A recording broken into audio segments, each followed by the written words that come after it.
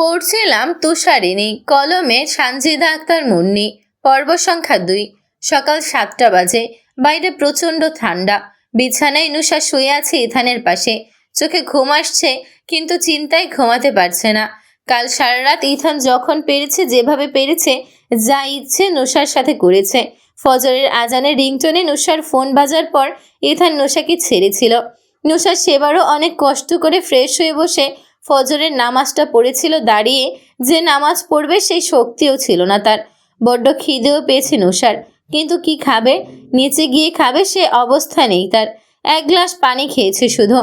Ethan উঠে fresh হয়ে bedsheet change করে শুয়ে পড়েছে একপাশে। নুষা নামাজ শেষ করে জায়নামাজে বসেছিল বেশ কিছুক্ষণ, তারপর উঠে এই শুয়েছে। এক বেডে একই ব্ল্যাঙ্কেটের নিচে তাকে এই মানুষরূপী পশুটার সাথে থাকতে হচ্ছে। নুষা শুয়ে সিলিংয়ের দিকে তাকিয়ে এসব ভাবছে শুধু। সকাল থেকে ঘুম আসছে না। এদিকে ইথান 3 ঘন্টা ঘুমিয়ে নিয়েছে প্রায়। সে খুব কমই ঘুমায়। হঠাৎ ঘুম ভেঙে যায় তার। আড়মোড়া খেয়ে পাশ ফিরে দেখে তার পাশে নুষা শুয়ে আছে সিলিংয়ের দিকে তাকিয়ে। নুষাকে দেখেই ইথান নুষার কাছে চলে যায় ঘেঁষে ঘেঁষে, আর তার উপর ঝুঁকে তার মুখের দিকে তাকিয়ে থাকে। নুষা ইথানকে আবারও নিজের কাছে দেখে ঘৃণা নিয়ে তার দিকে তাকিয়ে বলে, একটু মায়া হয় না আপনার আমার প্রতি? আমি তো মানুষ, আর কত সহ্য করব আপনার এই শারীরিক নির্যাতন? ইথান নুষার কথায় কোনো রিপ্লাই দেয় না।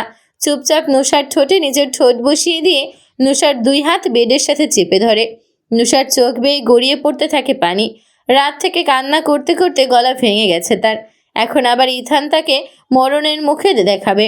নিশা ছটফট করতে শুরু করে। নিজের হাত ছাড়িয়ে নিয়ে ইথানের 2 কাঁধে ধাক্কা দিয়ে তাকে নিজের কাছ থেকে সরিয়ে নিয়ে বলে, আমার কাছ থেকে সরুন বলছি। জানোয়ার একটা। আমার শরীর এটা, সরকারি নয়। যখন ইচ্ছে তখন খুবলাবেন। সরুন। ইথান নুষার কথা শুনে ঠান্ডা হেসে নুষার থেকে ব্ল্যাঙ্কেট সরিয়ে নিতে নিতে বলে, সহ্য হচ্ছে না যখন ডিভোর্স দিয়ে দাও, চলে যাও। আর নয়তো সহ্য করো, আমি এমনই উন্মাদ। নুষা ইথানের বুকে ধাক্কা দিয়ে বলে, আমার কাছ থেকে সরুন, আমার ব্যথা করছে। সারা শরীরে শিং মাছের কাঁটা ফোড়ানোর এত কষ্ট হয় না হয়তো। সারা রাত তো যা ইচ্ছে করলেন, ছাড়ুন এখন। ইথান নুষার কথায় পাত্তা দেয় না। চুপচাপ নুষার 2 গালে হাত রেখে তার গলায় চুমু খেতে থাকে। নুষা বেড কভারটা খাবলে ধরে 2 হাতে, আর চিৎকার করে ওঠে, আমাকে ছাড়ুন ইথান, আমাকে ছাড়ুন। ইথান নুষার কথা শোনে না। সে নুষাকে এবার আদিম পরশে নিজের সাথে মিশাতে শুরু করে। নুষা বাচ্চাদের মতো কাঁদতে থাকে আর বলতে থাকে, আপনার ভালো কোনোদিন হবে না। এইসব করার ছিল যখন বিয়ে করলেন কেন? কলগার্ল দিয়ে করিয়ে নিতেন। ইথান নুষার কানে কানে এসে বলে, কলগার্লদের তোমার মতো সুন্দর বডি তো নেই, আর তোমার মতো পবিত্র তো তারা নয়। তুমি আমার একার, কেউ তোমাকে ছোঁয়নি। আমি প্রথম এবং শেষ। কিন্তু তারা তো সরকারি।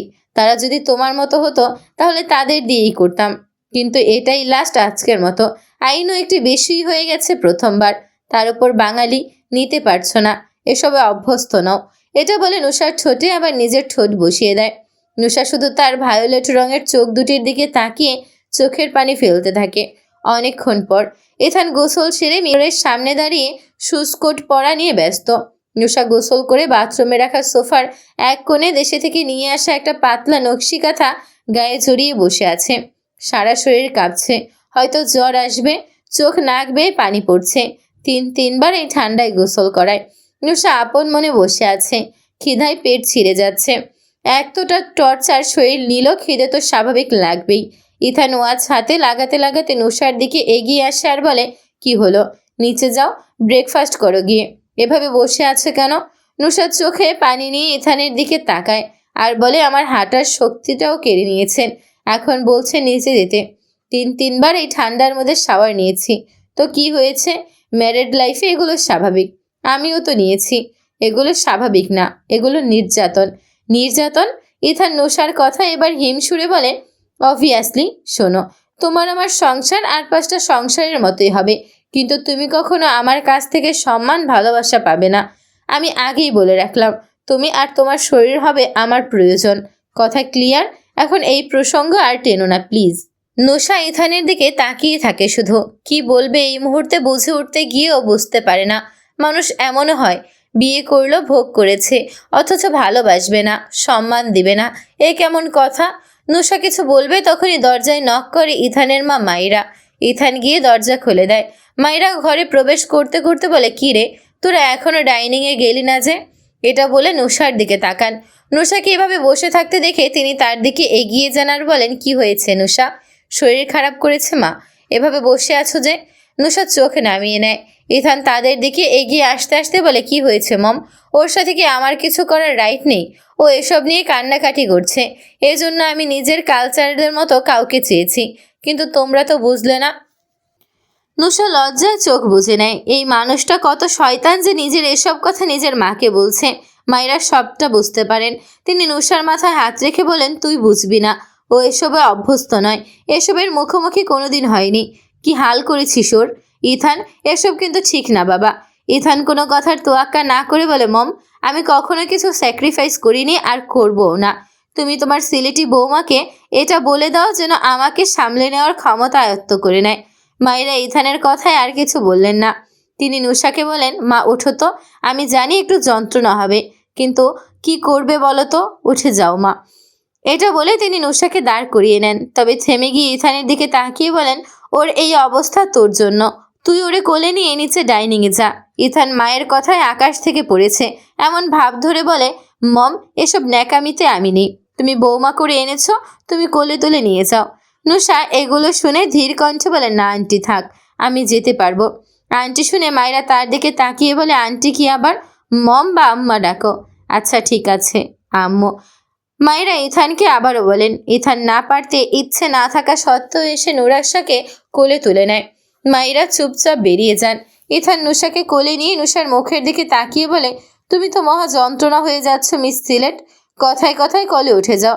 এই অ্যাশারের কোল এত সস্তা না। নুসা ইথানের দিকে তাকায় না, অন্যদিকে তাকিয়ে বিরক্তি ও ঘৃণা প্রকাশ করে বলে, আপনার কোলে ওঠার শখও নেই আমার, নামেই দিন না পারলে।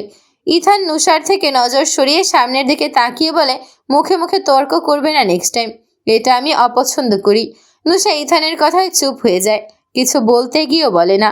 ইথান নুসাকে কোলে নিয়ে সিঁড়ি বেয়ে নামছে। পুরো অ্যাশার ক্যাসেলের শতখানিক মেড, অ্যাশার ফ্যামিলির গার্ড ও অ্যাশার ফ্যামিলি দেখছেন। নুসার লজ্জায় বিষ খেতে ইচ্ছে হচ্ছে। ছিছি, কি কাণ্ড হলো।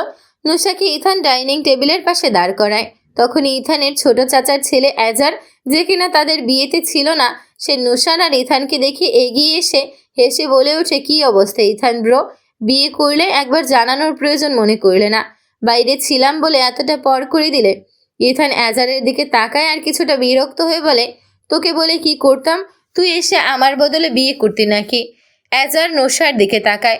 ইথানের কথায় নুসার চোখের অস্বস্তিকর চাহনি দেখে ইথানের পিছে কিছুটা সরে গিয়ে নিজেকে আড়াল করে নেয়।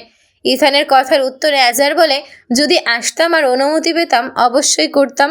এতটুকু বলে কথা ঘোরাতে নুসার দিকে এগিয়ে যায় আর তাকে উদ্দেশ্য করে বলে, বাই দা ওয়ে, আমি অ্যাজার, থিও এজার, আপনার হাজবেন্ডের চাচাতো ভাই। এই বলে সে নুসার দিকে হাত বাড়িয়ে দেয় হ্যান্ডশেকের জন্য। নুসা এটা দেখে কিছুটা বিচলিত হয়ে মুচকি এসে 2 কদম পিছনে সরে যায়। এ দেখে ইথান অ্যাজারের সাথে নিজেই হাত মিলিয়ে নিয়ে বলে, আমি ছাড়া ওকে কেউ ছুতে পারবে না, এটা ওর চাওয়া, তাই হ্যান্ডশেক করার দরকার নেই, আমি করে নিলাম তার হয়ে। অ্যাজারের দিকে তাকিয়ে কথাগুলো ছুড়ে দিয়েই ধপ করে নিজের চেয়ারে বসে পড়ে ইথান। তার ঠিক পাশেই আড়ষ্ট হয়ে বসে নুসা, সদ্য বিবাহিত বধূ সে, অথচ তার বসার ভঙ্গিতে নেই কোনো উচ্ছ্বাস, বরং আছে এক অজানা সংকোচ। সামনের খাবারগুলোর দিকে নির্লিপ্ত দৃষ্টিতে তাকিয়ে ইথান হঠাৎ তার বাবা মিস্টার আইভারের দিকে ফেরে কণ্ঠে কোনো ভনিতা না রেখে সে বলে, ড্যাড, আমি আজই ক্যাসেল ছাড়ছি, আগামী 4-5 মাসের জন্য আমাকে বাইরে থাকতে হবে। আকস্মিক এই ঘোষণায় ডাইনিং টেবিলে বজ্রপাত হয় বলতে গেল। কাটা চামচের শব্দ থেমে যায় মুহূর্তেই। উপস্থিত সবাই স্তব্ধ হয়ে ইথানের দিকে তাকিয়ে থাকে। বিস্ময়ের ঘোর কাটিয়ে মিস্টার আইভার বলে ওঠেন, কি বলছো তুমি? গতকালই তোমার বিয়ে হলো আর আজ তুমি বলছো চলে যাবে? বাবার কথা রেশ কাটতে না কাটতে ইথানের দাদি মিসেস এমা কিছুটা বিরক্তি ও কিছুটা আদেশের সুরে বলেন, তাতে কি হয়েছে? জানা, তোর স্ত্রীকে সাথে নিয়ে যেখানে ইচ্ছে সেখানে যা। দাদির কথা ইথানের চোখে মুখে বিরক্তি আর তিক্ততা ফুটে ওঠে। সে কড়া গলায় উত্তর দেয়, গ্র্যানি, আমি কোনো সাধারণ চাকরি করি না, আমি ডিফেন্স সেক্রেটারি। দেশের নিরাপত্তার বিশাল একটা অংশ আমার কাঁধে। এখন যদি আমি স্ত্রীকে আঁচলে বেঁধে ঘুরে বেড়াই তবে দেশের নিরাপত্তা শিখে উঠবে। নুসা এখানেই থাকুক, আমি তো আর সারা জীবনের জন্য যাচ্ছি না, কাজ শেষেই ফিরে আসব। একটু থেমে দীর্ঘশ্বাস ফেলে ইথান আবার বলে, সব কিছুতেই তো জোর খাটিয়েছ তোমরা, অন্তত এখন আর করো না। কথা শেষ করে ইথান সশব্দে চেয়ার ছেড়ে উঠে দাঁড়ায়। তারপর গটগট করে ডাইনিং রুম ছেড়ে নিজের ঘরের দিকে পা বাড়ায়। তার চলে যাওয়ার ভঙ্গি বলে দিচ্ছে সে কতটা ক্ষুব্ধ। পেছনে নুশা পাথরের মতো বসে থাকে। সবার সামনে এই অনাদরে নিজেকে তার বড্ড অপমানিত মনে হচ্ছে। সে মনে হয় এই বাড়িতে এক অনাকাঙ্ক্ষিত অতিথি। পরিস্থিতি সামাল দিতে মায়রা আর ইথানের ছোট বোন এভা দ্রুত নুশার কাছে এগিয়ে আসে। নুশার কাঁধে হাত রেখে নরম গলায় এভা বলে, মন খারাপ করো না নুশা, দেখবে সব ঠিক হয়ে যাবে। নুশা কোনো কথা বলে না। উত্তরে শুধু যন্ত্রের মতো মাথা নেড়ে চুপচাপ ব্রেকফাস্ট করতে শুরু করে। খেতে তার একদমই ইচ্ছে করছে না, অথচ পেটে রাক্ষসে খিদে। প্রতিটি নলা খাবারের সাথে সে এক দলা করে অপমান গিলে নিচ্ছে। খিদে মিটেছে ঠিকই, কিন্তু মনের ভেতর জমেছে এক পাহাড় সম অভিমান। ইথান রুমে ঢুকে কোনো রকম কালক্ষেপণ করে না। সুটকেসটা খুলে নিজের প্রয়োজনীয় জিনিসপত্রগুলো গুছিয়ে নিতে শুরু করে। তবে সেখানে পোশাক আশাকের চেয়ে স্থান পাচ্ছে জরুরি নথিপত্র আর কিছু গোপন ডকুমেন্টস। হাতের কাজের ফাঁকেই কানে ফোনটা ধরে সে নিচু কণ্ঠের স্বরে কাউকে বলছে, আমার বিয়ের আসল উদ্দেশ্য তো ছিল এটা, নয়তো এমন থার্ড ক্লাস মেয়েকে কেউ বিয়ে করে। শোনো, আমি আসছি, এসেই মিশন কমপ্লিট করব। শুধু খেয়াল রেখো ইন্টারপোল যেন কোনোভাবেই আমার টিকিটই ছুঁতে না পারে। কথা শেষ হওয়া মাত্রই খট করে ফোনটা কেটে দেয় সে। ঠিক তখনই খাওয়া শেষ করে ধীর পায়ে রুমে ঢুকে নুশা। ওর হাঁটার গতিতে এক ধরনের জড়তা, চোখে মুখে বিষণ্ণতা। ইথানের ব্যস্ততার সামনে গিয়ে সে নিঃশব্দে দাঁড়ায়। কিছুক্ষণ চুপ থেকে কাঁপা কাঁপা গলায় বলে, আপনি আমার জন্যই চলে যাচ্ছেন? প্লিজ এরকম করবেন না। আমি আপনার কাছে স্ত্রী হিসেবে কোনো অধিকার চাই না, কিন্তু এভাবে হুট করে চলে যাবেন না। সবাই ভাবছে আমার কোনো দোষে আপনি চলে যাচ্ছেন। ইথান নথিপত্র গোছানো থামিয়ে নুশার দিকে তাকায়। ঠোঁটের কোণে ফুটে ওঠে এক বিদ্রুপাত্মক বাঁকা হাসি। সে তাচ্ছিল্য সুরে বলে, সেটাই তো, তোমার জন্যই তো চলে যাচ্ছি। আমার ইচ্ছে হচ্ছে তাই যাচ্ছি। আমাকে আটকানোর তুমি কে? ভুলেও সাহস দেখানোর চেষ্টা করো না, পরিণাম কিন্তু খুব খারাপ হবে। ইথানের ধমকে নুশা মুহূর্তের জন্য কুঁকড়ে যায়, মাথা নিচু করে ফেলে অপমানে। কিন্তু পরক্ষণে এক বুক হাহাকার নিয়ে সে ইথানের চোখের দিকে তাকায়।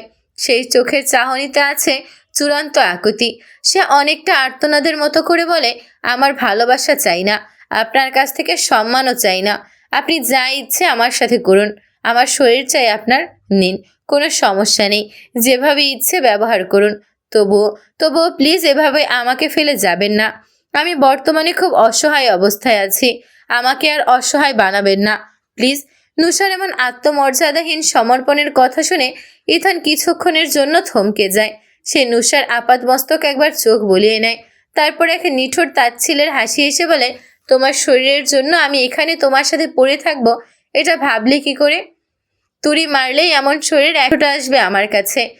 তুমি তোমার মতো থাকো, আমি গেলাম। এটুকু বলে চলে যাওয়ার জন্য পা বাড়ায়, তারপর পিছু চেয়ে বলে, সাবধানে থেকো। যদি দেখি অন্য পুরুষের সাথে সম্পর্কে জড়িয়েছ, তাহলে জেন্ডার চেঞ্জ করিয়ে দেব। কথাটা ছুড়ে দিয়ে হনহনিয়ে বেরিয়ে যায় ইথান। নুশাকে একটি শব্দ উচ্চারণের সুযোগটুকু দেয় না। নুশা যেন পাথর হয়ে যায়, স্তম্ভিত হয়ে বসে থাকে নিজের জায়গায়। মস্তিষ্ক কাজ করছে না তার এখন। কি করবে সে? ইথানের চলে যাওয়ার ভঙ্গি বলে দিচ্ছে এই প্রস্থান সাধারণ নয়। তবে কি তার ভবিষ্যৎ এখানেই অন্ধকার? সংসারের প্রথম দিনটি পার হতে না হতেই কি সব শেষ হয়ে গেল? এ কেমন নির্মম পরিহাস ভাগ্যের! এক অজানা আশঙ্কায় নুশা ছুটে যায় বেলকনিতে। নিচে তখন সাজরব। ইথান তার কালো এসইউভিতে উঠে বসে। মুহূর্তের মধ্যেই তাকে কর্ডন করে রাখা 15টি রেঞ্জ রোভারের বিশাল বহর ক্যাসেলের সদর গেট পেরিয়ে ঝড়ের বেগে বেরিয়ে যায়। নুশা অপলক দৃষ্টিতে তাকিয়ে থাকে সেই ধুলোওড়া পথের দিকে। তার স্থির দু চোখে একটাই প্রশ্ন, কি আছে তার কপালে?